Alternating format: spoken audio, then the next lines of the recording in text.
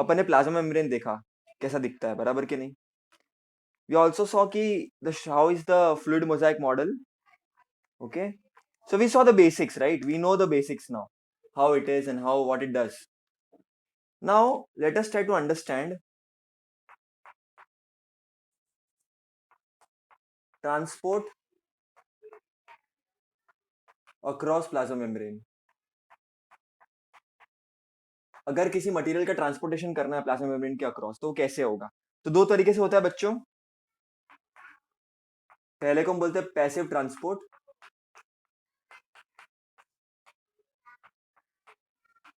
और दूसरे को हम बोलते हैं एक्टिव ट्रांसपोर्ट.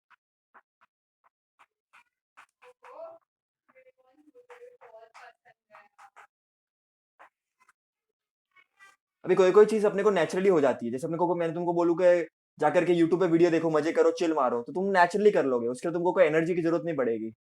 लेकिन अगर मैं तुमको बोलूं पढ़ाई करो तो तुमको एनर्जी की जरूरत पड़ेगी, बहुत ज्यादा डोज की जरूरत पड़ेगी, बराबर कि नहीं? तो ये जो मूवमेंट्स है पैसिव मूवमेंट बच्चों, ये विदाउट एटीपी होता है. इनको एनर्जी की जरूरत नहीं पड़ती, एटीपी के बिना हो जाता है ये. उसके बाद ये मूवमेंट क्योंकि एटीपी के बिना होता है तो स्लोअर होता है, तो प्रेशर देने वाला नहीं है, अपने आप हो रहा है. और ये होता कैसा है? सिंपल है. Movement of substance is from high concentration to low concentration. अपन ने पढ़ा है ना, high potential to low potential current flow करता है. करंट को फ्लो कराने के लिए तुमको एनर्जी चाहिए क्या? नहीं ना. वैसे ये मूवमेंट हाई कॉन्सेंट्रेशन से लो कॉन्सेंट्रेशन में अच्छी तरह से होता है. Like for example, if there are 200 particles और एक जगह पे 100 पार्टिकल्स है, तो ये हायर कॉन्सेंट्रेशन है, ये लोअर कॉन्सेंट्रेशन है, तो यहां से यहां पर मूवमेंट होगा. कब तक होगा? जब तक दोनों इक्विलिब्रियम में ना आ जाए. ठीक है, दोनों इक्विलिब्रियम में ना आ जाए. फॉर एग्जाम्पल ये 0 है, तो जब तक ये 100 और 100 में ना आ जाए तो ये मूवमेंट चलता रहेगा. ठीक है, इसको हम बोलते हैं बच्चों, बहुत ही सिंपल चीज इसको हम बोलते हैं gradient difference. There is a difference of gradient. This is called as concentration gradient. Concentration gradient. Gradient मतलब डिफरेंस होता है कुछ. और यहाँ पर एटीपी नहीं चाहिए. क्यों चाहिए रहेगी? अरे ज्यादा से लोअर में हो रहा है ना, ज्यादा से लोअर में हो रहा है तो नॉर्मली होएगा जैसे होता रहता है.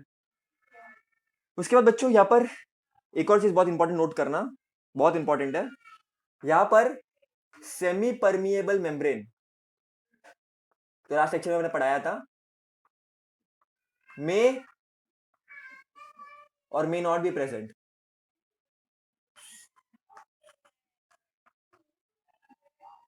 ठीक है, इट मे और may not be present. And ये जो मूवमेंट्स है बच्चों, इनको टेम्परेचर से, ऑक्सीजन के प्रेजेंस से, या कोई साइनाइड या कोई पॉइजन वाइजन रहेगा ना, उससे फर्क नहीं पड़ता, ये होता रहेगा. अरे हायर कॉन्सेंट्रेशन तो लोअर कॉन्सेंट्रेशन में जाना है ना, तो होता रहेगा ये. लेकिन बच्चों जब मैं एक्टिव ट्रांसपोर्ट की बात करूं, ओके, जब मैं बात करूं एक्टिव ट्रांसपोर्ट की, यहां पर तुमको एनर्जी चाहिए बच्चों. और यहां पर क्योंकि एनर्जी अपन इसको देते हैं, तो ये कैसे होते हैं? फास्टर होते हैं, फास्ट होते हैं. ओके बच्चों, अच्छा मेरे को एक बात बताओ, higher concentration to lower concentration के लिए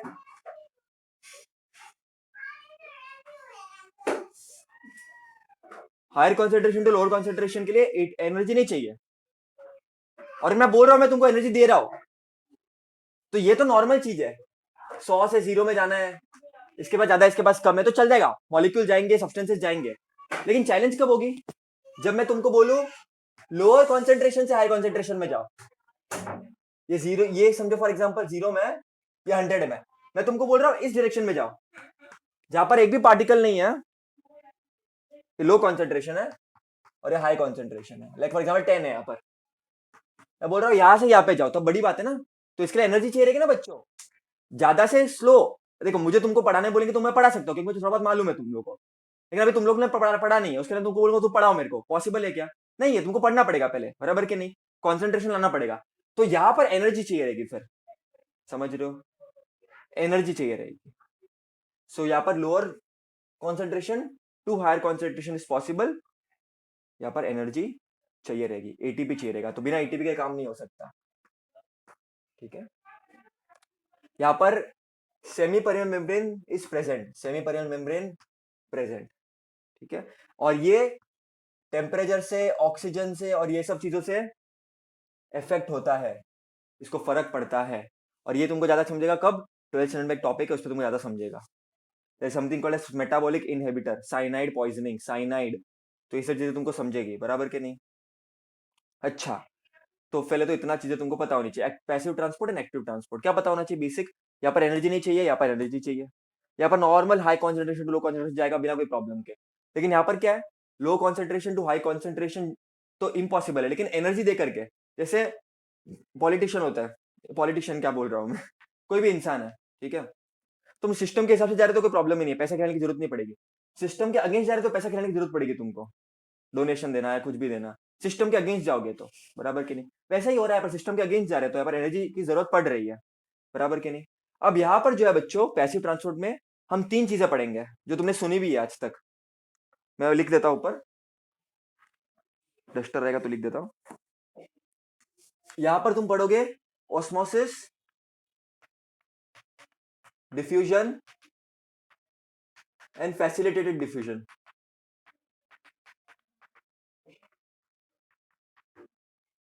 है ना। Osmosis, diffusion and facilitated diffusion, तुमने स्कूल में वही सुना होगा टर्म्स, में तुमको अभी डिटेल में सिस्टमेटिक तरीके से एक्सप्लेन करने वाला हुई है, ठीक है। और यहां पर क्या होगा, sodium, potassium, calcium pump neurons में जो होता है, मैं बताऊंगा इसका मतलब क्या होता है, डोंट वरी। तो यहाँ पर दो चीजें तुमको देखने मिलेगी, है ना। पहली चीज बच्चों, पैसिव ट्रांसपोर्ट की बात करते हैं, जहां पर एनर्जी चाहिए नहीं, ठीक है, ऑस्मोसिस की बात करता है।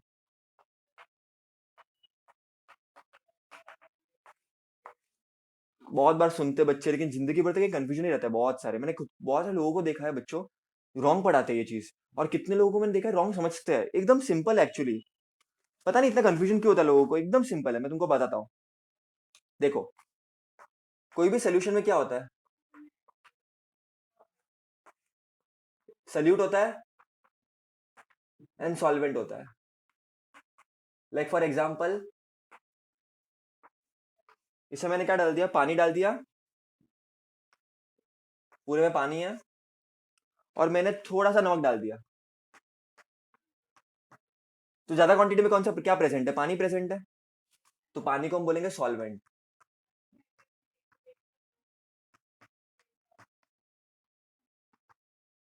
Present in large quantity,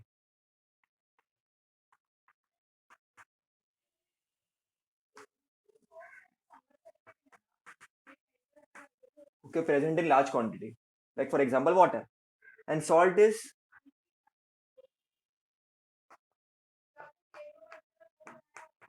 salute, present in smaller quantities.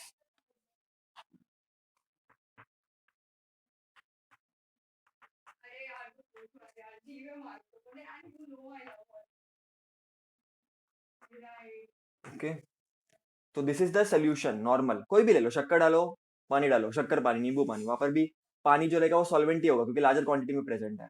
ऐसा ही होता है कोई भी सोल्यूशन में। अब ऑस्मोसिस में हम क्या बात करेंगे, यहाँ पर हम बात करेंगे मूवमेंट ऑफ सॉल्वेंट की,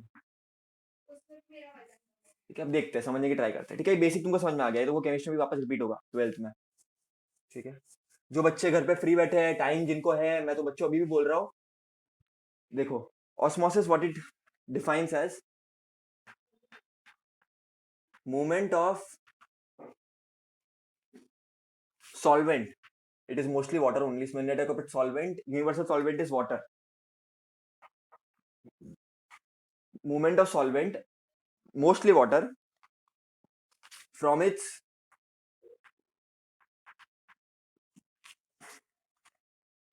region of, from its region of high concentration to low concentration, from its region of high concentration to low concentration, across a across a semi permeable membrane,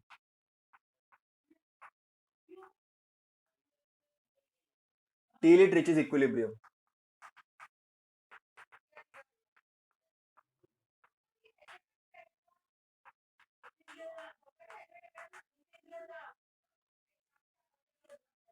So movement of solvent, water molecule, from its region of high concentration to low concentration across a semi-permeable membrane till it reaches equilibrium. Now what do I mean by it? Now what it means? So basically it speaks about movement. It speaks about something going from one place to another place. So let us understand this. चलो समझने की try करते हैं. एक beaker है और पानी है, ठीक है. ये पार्टीशन है बीच में, दोनों बाजू मैंने वाटर रखा है. लेट्स से यहाँ पर 1000 मॉलिक्यूल्स है,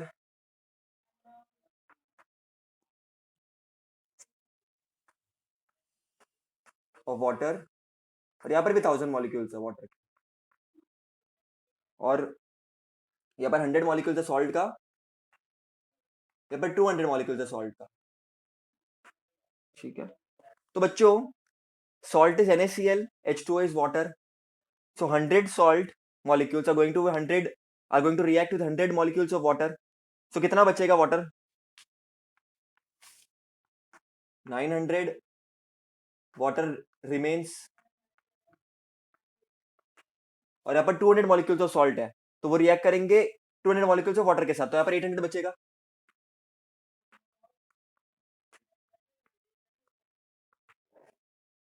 अब मैंने क्या बोला? Movement of solvent from it's high concentration. अब वाटर सॉल्वेंट है तुम्हारा, वाटर तुम्हारा क्या है? सॉल्वेंट है. कहां से कहां पे मूव करेगा वो? Where it will move? Obviously from high concentration to low concentration. तो यहां से यहाँ पे पानी का मॉलिक्यूल्स मूव करेंगे, बिकॉज यहाँ पर कॉन्सेंट्रेशन वाटर का हाई है, यहाँ पर लो है. अब तुम बोलोगे भैया 900 800 कैसे आया? सिंपल है, 1000 वाटर थे, 100 सॉल्ट है. देखो 100 900 9H2 900 H2 100 H2O. This 100 molecules of H2O will react with 100 molecules of salt. तो 900 बच गए ना, और यहाँ पर 200 सॉल्ट थे, तो 200 H2O के साथ रिएक्ट कर लेंगे और बचे 800. तो यहाँ पर पानी ज्यादा है, यहाँ पर पानी कम है. जहां से ज्यादा होगा वहां से कम में पानी जाएगा ना, बराबर के नहीं? बराबर के नहीं? तो ये एक तरीका ऐसा हो गया. दूसरा क्या? दूसरा क्या? ये पहला तरीका. दूसरा क्या? बच्चों यहाँ पर पानी ज्यादा है मतलब सॉल्ट कम होगा, और सॉल्ट क्या होता है? सल्यूट. तो यहाँ पर लो सल्यूट कॉन्सेंट्रेशन क्या होगा? यहाँ पर लो होगा. यहाँ पर सल्यूट कॉन्सेंट्रेशन कैसा होगा? हाई होगा. तो ऑस्मोसिस का सेकंड डेफिनेशन बोलो बच्चा. The movement of molecules from low concentration of solute to high concentration of solute. समझ रहे हो? सॉल्वेंट हाई टू लो है, लेकिन सल्यूट लो टू हाई है. कंफ्यूज मत होना, लॉजिकली समझो. अगर पानी ज्यादा होगा तो सॉल्ट कम होगा ना, ऑब्वियसली. अरे बच्चों समझने की ट्राई करो. तो ये सेकंड डेफिनेशन हो गया. थर्ड क्या हो जाएगा? बच्चों यहां पर सल्यूट कम है, और जहां पर सल्यूट कम होता है, मैंने तुमको बताया था, जहां पर सल्यूट कम होता है वो कैसा होता है? डाइल्यूट होता है. तो ये वाला डाइल्यूट होगा और ये कॉन्सेंट्रेटेड होगा. तो डाइल्यूट से कॉन्सेंट्रेटेड का movement is also osmosis. Dilute मतलब सल्यूट, सल्यूट यहां पर कम है. ये वाला सेम हो गया एक्चुअली. ठीक है बच्चों? So I think it's clear. Logically समझो बच्चों. देखो सिंपल समझो, ये सब मत समझो पहले, चाहिए तो एक डेफिनेशन समझो. Movement of solvent from its region of high concentration to low concentration. यहाँ पर 900 H2O मॉलिक्यूल्स, यहाँ पर 800 H2O मॉलिक्यूल्स. 900 से 800 हाई टू लो पॉसिबल है, जा सकता है सिंपली, कोई टेंशन नहीं है. लेकिन पानी ज्यादा होगा तो सॉल्ट कम है. अरे और सॉल्ट क्या होता है बच्चों? इट इज सल्यूट ना.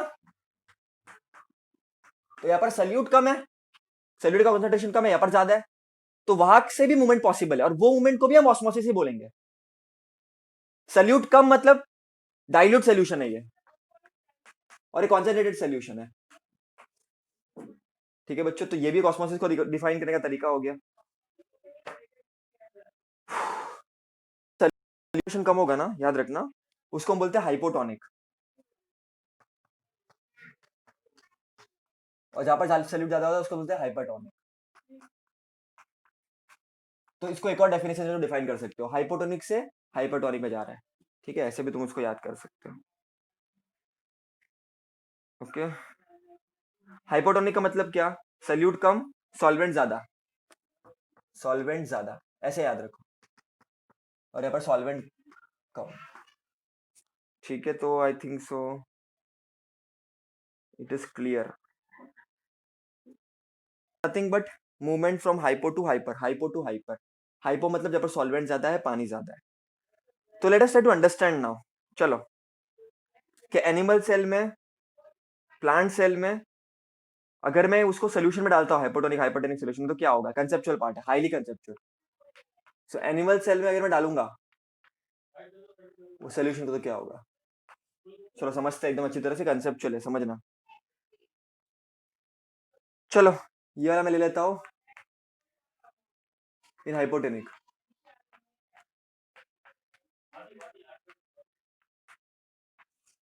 इन हाइपरटोनिक,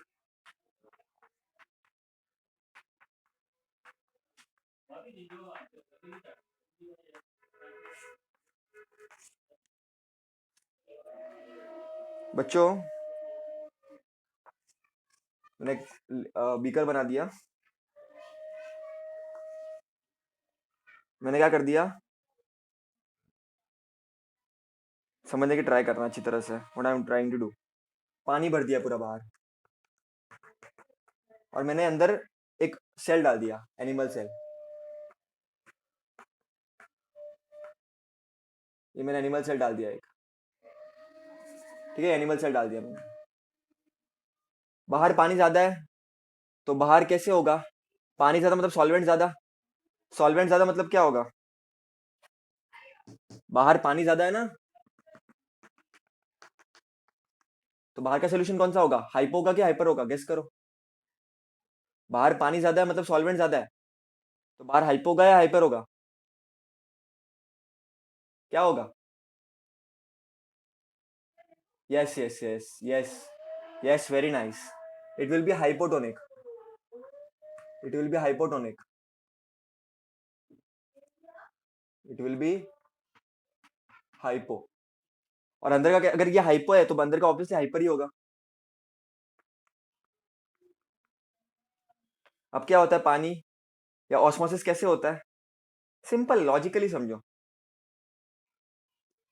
कैसे होता है ऑस्मोसिस, किस तरह से होता है, हाइपो टू हाइपर होता है, तो पानी सब अंदर जाएगा, पानी सब अंदर जाएगा ना, पानी अंदर जाएगा तो क्या होगा, एंडो ऑस्मोसिस होगा, एंडो मतलब अंदर जाना, समझ के, ऐसा उसका मतलब वो नहीं होता, बट समझ के ऐसे रखो। और सेल क्या हो जाएगा, सेल सूज जाएगा ना, पानी अंदर जा रहा, सेल सूज जाएगा, फिर सेल क्या हो जाएगा, फूक जाएगा, टर्जिट हो जाएगा, फूकने को बोलते टर्जिडिटी। और क्या होगा फिर, जाएगा पानी जाएगा, सेल फट जाएगा, cell will become, cell will rupture, ठीक है। अब अलग समझते हैं, ये तो हाइपोटेनिक सोल्यूशन लेता हूं, मैं हाइपोटेनिक सोल्यूशन लेता हूं मैं अभी, चलो अब मैं क्या करता हूँ, हाइपोटेनिक सोल्यूशन लेता हूँ। श्री राम, अंदर एनिमल सेल है, मैंने क्या बोला, बाहर हाइपर है, तो ये हाइपो होगा, ठीक है, पानी होगा बहुत सारा, बाहर भी थोड़ा बहुत होगा। अब किधर जाएगा, बाहर जाएगा ना, क्योंकि ऑस्मोसिस का मतलब क्या, hypo to hyper, hypo to hyper, hypo to hyper, तो यहाँ पर क्या हो जाएगा, एक्सो ऑस्मोसिस हो जाएगा, बाहर निकलेगा पानी, और सेल कैसा हो जाएगा, पानी निकल रहा है ना, तो cell will become flaccid, it will shrink, it will shrink, it will shrink, ठीक है। ओरिजिनली आरबीसी के साथ क्या था, आरबीसी के साथ क्या था, तो आरबीसी से सब मटेरियल निकल रहा था, this is what going to happen, hypotonic solution में, हाइपोटेनिक सोल्यूशन में what is going to happen, तो सेल कब रप्चर होता है, कब श्रिंक होता है, this you have to understand. अब मैं प्लांट सेल के बदले, एनिमल सेल के बदले प्लांट सेल ले लेता हूँ, ठीक है, चलो, श्री राम जानकी, ठीक है, ये एनिमल ये प्लांट सेल ले लिया मैंने, मैंने क्या डाला पहले, हाइपोटेनिक सोल्यूशन में डाला, तो क्या होगा, बाहर का हाइपो है, अंदर का कैसा है, हाइपर हो जाएगा। तो क्या होगा, हाइपर टू हाइपर जाएगा, पानी जाएगा, पानी जाएगा, पानी जाएगा, तो एंडोस्मोसिस होगा, सेल स्वेल होगा, सेल टर्जिट होगा, सब कुछ होगा ना, अरे सब कुछ होगा ना, लेकिन नो रप्चर, सेल रप्चर नहीं होगा बच्चों, क्योंकि यहाँ पर होता है रिजिड सेल वॉल, इनका सेल वॉल काफी रिजिड होता है, it prevents it from rupturing. जब मैं तुमको आगे बताऊंगा तो सेल वॉल की जब तारीफें करूंगा, अभी तो प्लाज्मा मेम्ब्रेन स्टार्ट किया है, जब सेल वॉल की तारीफें करूंगा तब बताऊंगा तुम लोगों को है कि ऐसा कितना हार्ड वॉल है इसका, तो ये रप्चर नहीं करेगा। इधर भी hyper to hyper, exosmosis, flaccid, ये सब कुछ होगा, लेकिन सेल का शेप बिगड़ेगा नहीं बच्चों, ठीक है, सेल का शेप बिगड़ेगा नहीं, शेप वैसा का वैसा ही रहेगा, ठीक है। पानी आएगा, यहाँ पर वैक्यूल होता है ना बच्चों, प्लांट सेल में वैक्यूल होता है, तो वैक्यूल में से पानी निकलेगा, पानी निकल के एक साइड पे आ जाएगा, वैक्यूल छोटा हो जाएगा, ओके, पानी निकलेगा वैक्यूल में से, वैक्यूल छोटा हो जाएगा, तो ऐसे सेल को बोलते हैं प्लाज्मोलिस्ट सेल, इसको बोलते हैं प्लाज्मोलाइसिस, प्लाज्मोलाइसिस। लेकिन शेप बिगड़ेगा नहीं बच्चों, अंदर ही अंदर कुछ ना कुछ हो जाएगा, क्योंकि आपकी सेल वॉल काफी रिजिड होती है, समझ रहे हो बच्चों। और यही अगर प्लाज्मोलाइज सेल को मैं वापस पानी में डालूंगा तो बस पानी मिल जाएगा उसको, and it will regain its original shape, तो टेंशन रहेगा ही नहीं कुछ। तो ये प्लांट सेल वॉल में इतना अजीबो गरीब चीजें होती है, एनिमल नहीं बात कर रहा हूं मैं, ये प्लांट सेल वॉल की बात चल रही है, यहाँ पर रिजिड सेल वॉल होती है बच्चों, खुद को बचाना पड़ता है इनको, तब ये सब करना में करने पड़ते हैं इनको, ठीक है। आइसोटोनिक सोल्यूशन, आइसो मतलब सेम, तो सिंपल है यार, ये लेयर है, 1000 सॉल्ट, 1000 मॉलिक्यूल्स ऑफ सॉल्ट, 10,000 पानी मॉलिक्यूल्स, 10,000 पानी मॉलिक्यूल्स, यहाँ पर कॉन्सेंट्रेशन सेम है ना बच्चों, एक यहाँ पे आएगा तो एक यहाँ से चला जाएगा, देखो अगर एक यहाँ पर आ गया तो एक ऐसे चला जाएगा, तो नेट मूवमेंट नहीं होगा, एक एक दो दो चलता रहेगा, लेकिन जितना जाएगा उतना आएगा भी, अगर एक मॉलिक्यूल यहाँ से यहाँ पे जा रहा है तो इतना एक मॉलिक्यूल आएगा भी, तो यहाँ पर नेट मूवमेंट नहीं होगा कुछ भी, यार there will be no net movement. जैसे फॉर एग्जांपल तुमको दो चीजें पता होनी चाहिए, 0.9 HCl एंड 5% ग्लूकोज सोल्यूशन, ये एग्जांपल है तुम्हारे आइसोटोनिक सोल्यूशन के, ठीक है। तो यहाँ पर कोई नेट मूवमेंट नहीं होगा, फूगेगा नहीं सेल, कोई फ्लैश एसिड नहीं होगा, आइसोटोनिक कंडीशन इसको बोलेंगे अपन, कुछ फूगेगा उगेगा नहीं सेल, सेल एकदम बढ़िया तरीके से, सिस्टमेटिक तरीके से, ना फूगना ना जाना ना करना, कोई फालतूगिरी नहीं करेगा ये सेल, अपने आप में मस्त है, अपने आप में खुश है बच्चों ये सेल, ठीक है, एकदम बढ़िया है ये। अगर मैं 0.9% के बदले 9% कर दूं, तो 0.9% तो आइसोटोनिक था, 9% क्या हो जाएगा, समझो मैंने सोल्यूशन लिया कोई, ठीक है, देखो कोई सोल्यूशन लिया, यहाँ पर सेल वॉल है और मैंने यहाँ पर 9% NaCl ले लिया, तो अब क्या हो जाएगा, अभी आइसोटोनिक नहीं रहेगा, तो ये बाहर का लेयर क्या हो जाएगा, ये हाइपरटोनिक हो जाएगा, है ना, और अंदर का हाइपो हो जाएगा, तो अब चालू हो जाएगा श्रिंकिंग विंकिंग करना। तो अब तुमको एग्जाम में ऐसे पूछ सकता है, देखो ये कॉन्सेंट्रेशन पे वो आइसोटोनिक है, लेकिन बढ़ा दिया कम कर दिया तो तुमको पता है फिर क्या होगा, ठीक है। फॉर एग्जाम्पल समझो तुमने जार लिया और जार में अंदर तुमने जाम डाला या पिकल डाला कोई भी, तो अपन क्या करते हैं, एक्स्ट्रा शुगर डाल देते हैं, शुगर डाल देते हैं, शुगर के जैसे क्या हो जाता है, शुगर डाल देते हैं ना तो हाइपर हो जाता है सोल्यूशन, शुगर के जैसे हाइपर हो जाता है ना सोल्यूशन, और समझो बाहर से कुछ स्पोर आया, फंगल स्पोर, तो क्या होगा, वो तो हाइपर ही होगा, तो ये फंगल स्पोर को क्या दिखेगा कि हाइपर है, तो हाइपो टू हाइपर में पानी लूज हो जाएगा, तो ये फंगल स्पोर से पानी चला जाएगा ना, तो ये इनएक्टिव हो जाएगा बहुत ज्यादा, इसके लिए अपने को प्रॉब्लम नहीं होती है, समझ रहे हो। इसके लिए अपन नमक वमक यूज करते हैं, नमक वमक डालते हैं पिकल्स में, अचार में, शुगर डालते हैं जाम वगैरह में, क्योंकि जो भी बाहर से सब्सटेंस आएगा वो ऑस्मोटिक कॉन्सेंट्रेशन में फंस जाएगा बेचारा, क्योंकि वो खुद हाइपो है, अंदर सोल्यूशन हाइपर है, तो पानी निकल जाएगा उसका, तो वो इनएक्टिव हो जाएगा बहुत ज्यादा। इसके लिए बोलते हैं ना जाम में कभी भी चम्मच मत डालो, डाल रहे हो तो पानी वाला मत डालो, इसे खुला मत छोड़ो, वो सब मत करो, ये सब बोलते हैं ना, इसके लिए बोलते हैं।